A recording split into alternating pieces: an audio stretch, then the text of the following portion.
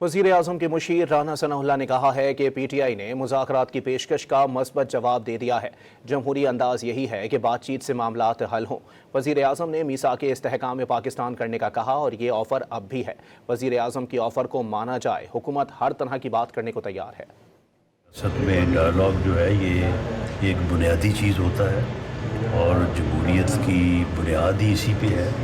تو جس طرح سے وزیر اعظم میاں شہباز شریف صاحب نے دوبارہ جو ہے وہ ہاؤس میں انہیں یہ آفر کی ہے کہ ہمیں بیٹھ کے بات کرنی چاہیے، ہمیں میثاق استحکام پاکستان کرنا چاہیے، ہمیں جو ہے وہ میثاق استحکام اکانومی کرنا چاہیے، ملک کی بہتری کے لیے جو ہے وہ بیٹھ کے بات کرنی چاہیے۔